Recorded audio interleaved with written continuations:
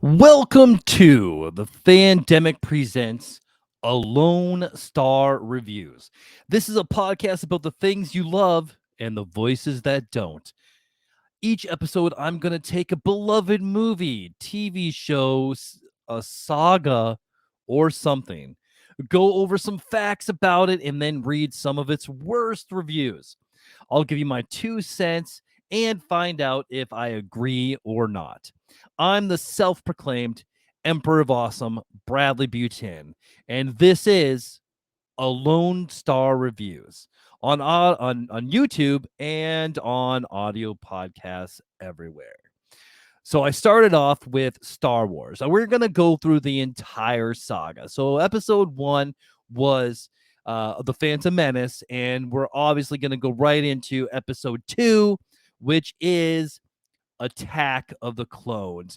This personally isn't my favorite one. None of the prequels are. Actually, this is probably one of in my opinion, as far as movies go, this is probably pretty close to last. I actually like Phantom Menace more than Attack of the Clones. Actually, the only thing that to me that makes Attack of the Clones better would probably be the Geonosis fight with all the Jedi fight and everything. Django getting his head cut off by Mace Windu, stuff like that. So, with that being said, let's go over some of the dirty deets done dirt cheap. So, I'm going to start off with a 10-word summary of the movie. It's a lot harder than you think, actually. So, we're going to start with Django. Dooku. That had to hurt. Clone Wars has begun. All right, go ahead and let me know what your 10-word summary of the movie is. Now on to the rating. So the Rotten Tomato meter ranked this one at 65%, and the audience score was 56%. So IMDb gave this a 6.6 out of 10. So not horrible, but it's that weird love scene in Naboo. I don't know. Anyway, 5 fun facts about the Attack of the Clones. Number 1, Samuel Jackson has said the words "bad mother," you know what was coming after that, are engraved on the hilt of his lightsaber. How freaking cool is that? That is awesome. Number 2, according to George Lucas, Obi-Wan's hiding in Geonosis astral fields teaches young Boba Fett a lesson that he uses to his advantage during adulthood. You know where this is going. Having learned how Obi-Wan hid from him and his father, Boba Fett knows the trick Han Solo is using to hide in Star Wars Episode 5, The Empire Strikes Back. And that's how he's able to find him. All right, that's pretty cool. That's pretty cool. I'll give that one. Number 3, when Anakin is slaughtering the Tusken Raiders, Qui-Gon's voice can be heard in the background. This is no accident. According to Star Wars canon, Qui-Gon's Force Ghost tried to stop Anakin's rage, but failed. Number 4, according to Star Wars canon, the Tusken Raiders who kidnapped Shmi Skywalker were paid to do so by Count Dooku. Dooku had done this on orders from his master, Darth Sidious. That's pretty cool. I didn't know that. Yeah, I don't. I think it would have been really cool to have a scene like that to explain that in the movie. Number 5, Hayden Christensen became the only actor in any Star Wars movie who didn't get to choose the design of his lightsaber. It had been a tradition, but Christensen was stuck using the saber of the same design, but not exactly the same. The Obi-Wan gives Luke in Star Wars Episode 6. That makes sense. All right, now we're going to move on to the reviews. I base the reviews, I choose solely on the title. And I think in the future I'm going to actually have somebody send them to me, my wife or my podcast partner Brian, and we'll go from there. But I have not read through these, so I'm going to read errors all and everything. So we will go here now. This is your spoiler warning. If you have not seen Star Wars Episode 2 Attack of the Clones, a Lone Star Review 1. This is Attack of the Crap. Although I'm not a Star Wars fanatic, I certainly don't read the books or anything. I love the old Star Wars movies. In fact, when I was a littler, The Empire Strikes Back was my favorite film. Now that I'm older, I respect them for what they are: incredibly creative, exciting, and touching films. I have yet to see episode 1. My friend recommended episode 2 to me, telling me that it was better than its predecessor, but warning me, don't see it if you expect anything more than a Star Wars movie.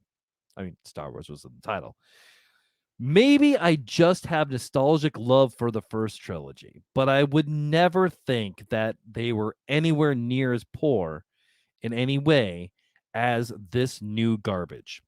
I can't think of a high budget movie that I've seen that has such bad directing, bad acting, bad casting, bad special effects or lack thereof, bad music, bad dialogue, and bad plot.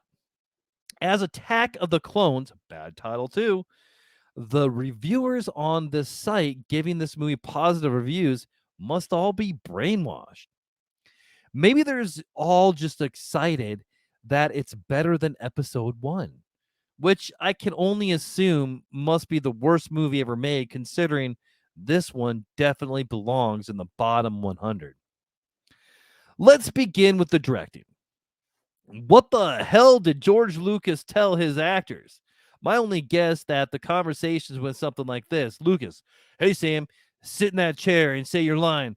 Sam Jackson, how do you want me to deliver it? Lucas, don't worry about that. It doesn't really matter. All the animated creatures don't really show any emotion anyway. In general, you should just say your line like you're reading it. Oh, but if you're supposed to be angry or upset, just screw up your face a little bit. Sam Jackson, okay, I guess. I can't begin to describe how boring the non action sequences are in this film. The actors aren't interacting at all. It's astounding. Furthermore, talk about a classic example of bad acting. Ewan McGregor spends the entire movie doing a bad impression of the actor who played Obi-Wan in the original series. Ugh, yuck. Whoever cast this movie needs to get their head examined. I've always learned that one of the prime objectives in film, especially a drama like this one, is to suspend the audience disbelief. Perhaps George Lucas was striving to suspend belief with this one. How could anyone except Samuel Jackson, one of the most prolific actors in Hollywood, as Mace Windu, and Jimmy Smits, another instantly recognizable household name, as Senator Bail Organa? My God. Lucas could have at least picked actors who haven't reached idol status yet, but no. He had to make his budget larger. The majority of people who liked the casting probably just like seeing Sam Jackson meditating next to a poorly animated Yoda. Shaft and Yoda together in the same room meditating like Buddhists? Awesome. The digital special effects were disappointing and not convincing. I prefer people in elaborate costumes to digitally animated and amazingly generic looking critters that Lucas used here. You've seen them in The Fifth Element, in the trailer for Men in Black 2 before the film started, and here they are again, a long time ago in a galaxy far, far away. Go figure. Furthermore, juxtaposing digitally composed fantasy settings, landscapes as ridiculous as they are on their own, with a real, easily recognizable famous Swiss tourist attraction was appalling. The music as a whole sounded like a parody of the original score. In other words, it was fitting. The dialogue was laughably atrocious. Probably my favorite line possible, spoiler, was when Anakin, or little Annie, as the senator calls him, tells the senator, I didn't just kill the men, but the women and the children too. Oh, I am a bad guy. I'm such an evil dude that I use cliches to describe my horrible deeds. No more spoilers. The plot is so delightfully convoluted that thousands of viewers at home will be able to watch this movie in less than half its running time when it comes out on VHS. Yes.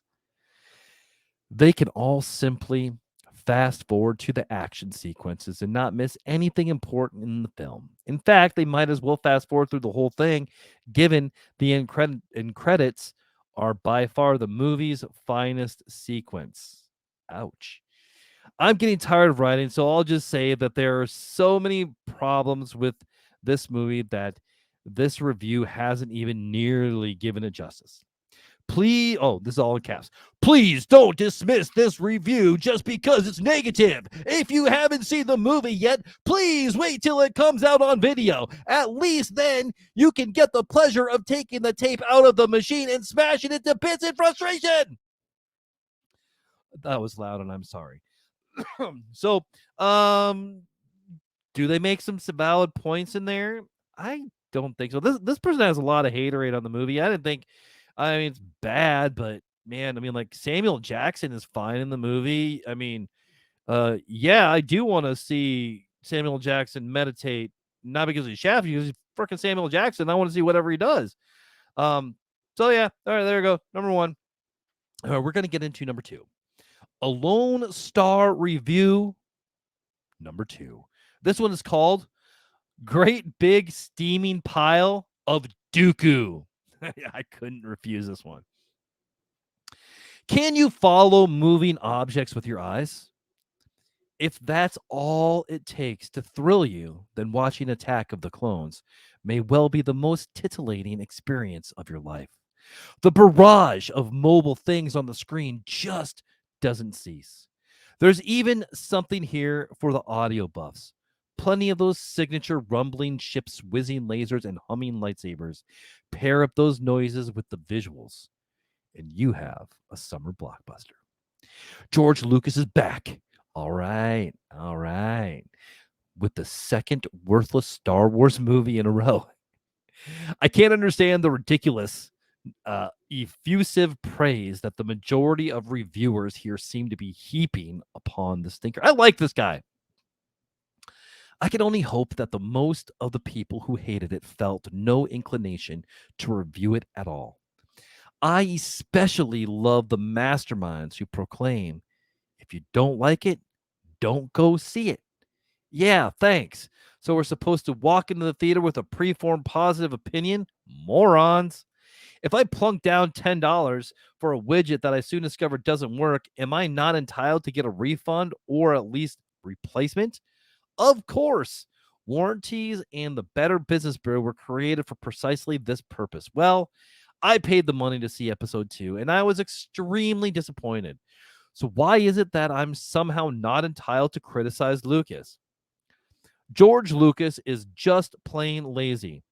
A lazy director, a lazy storyteller, and audience are lazy for letting him off the hook so easily.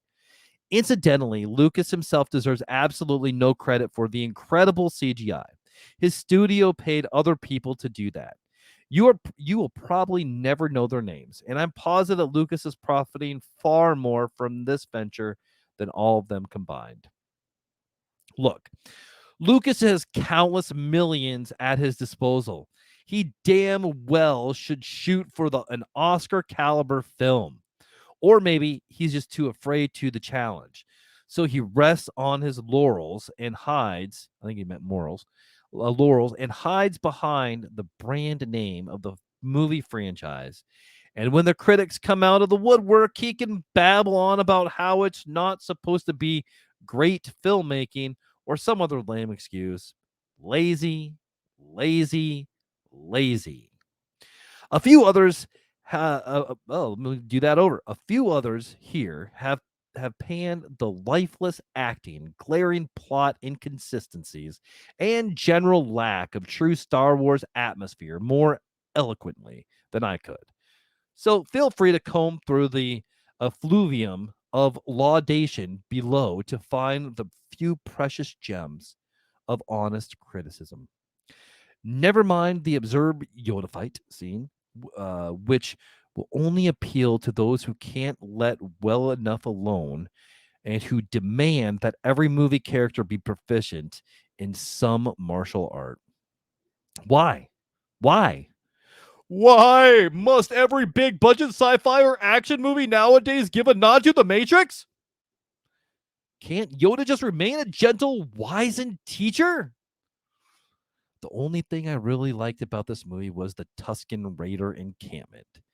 It wasn't overdone or garnish, just very Star Wars Zien. Of course, it was quickly ruined by Shmi's hilarious death scene.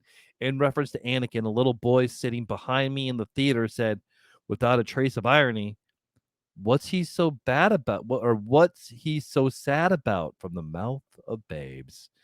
All right, that was a Lone Star number 2. He didn't even get to Dooku, and that was part of the title. I don't know. I'm a little bit disappointed in that one. All right, let's go right into Haterade. Haterade on that one. I like that one, except for you didn't talk about Dooku that much. So we're gonna give him two Haterades. All right, a Lone Star review number 3. This one is called "I think Lucas has learned the Jedi mind trick." How else would we have managed to convince the world at large that this is any good? The special effects were amazing, but we expect that by now. The action scenes were good, but once again, they always are. The acting was so non existent, I don't think the actors could have been trying. The dialogue was substandard even for Lucas, and the story was weak. Lucas clearly set out to impress the fans by including R2D2 and C3PO in a much bigger roles, even though his throws ups this throws up huge plot holes. Like, why do none of the characters from the original trilogy remember encountering these droids who helped them save the universe? It appears Lucas doesn't realize that you can't make a prequel unless it makes sense of the original. In the same way, you can't have sequel that doesn't make sense of the film it follows on from. This person doesn't like periods. Why doesn't he get some proper writers like Lawrence Kasdan in again?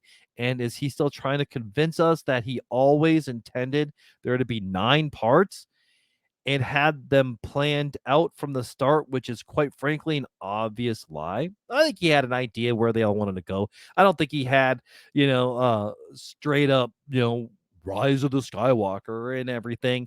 But I think he kind of had a loose. I don't think that's what happened, but I think he had an idea where he wanted to go with everything. So, all right, that was a Lone Star number 3. Uh, I don't like that one at all. I don't know. We'll give this 5 haterades. I hated it. All right. Did any of these reviews change my opinion? No, nope, not at all. I'm gonna be pretty stuck on my biases for Star Wars. Pretty much my daughter's name is Leia, so I'm a big Star Wars fan. So if you want to follow me, do so at Twitter at Fandemic3. I don't really get on Twitter a lot that much, so if you do, it might be a while before I get back to you. Facebook at the Fandemic. You can also find me at on Instagram at the Fandemic, TikTok at the Fandemic1. If you want to support the show, there are several ways to do so. One, you can buy me a coffee at buymeacoffee.com/thefandemic. You can find me on Patreon at patreon.com/PVOTN Fandemic. Become an episode assistant, an episode producer, a prevenge producer, or yes, you could be part of the con. That is the Council of Nerds, starting at $5 a month. You can also go to anchor.fm and look me up that way as well. You go to PayPal or Venmo so I get new equipment and all sorts of fun stuff like that. That's at Bradley Butin. Or just share the show with someone you want to make a little more awesome. Don't forget to leave a 5-star review. And important here, check out my other podcast, The Fandemic and Prevenge of the Nerds, everywhere you get podcasts. Check out my YouTube page as The Fandemic as well. You can also order my kids' book, Leveling Up My Awesome and Stuffed Animal Night Force versus the Dream Invaders on Amazon, or contact me directly for autographed copies. All right. So one last thing I need to say for today, that is, don't let today end with the why didn't I? All right. Thanks for listening. Have a great day.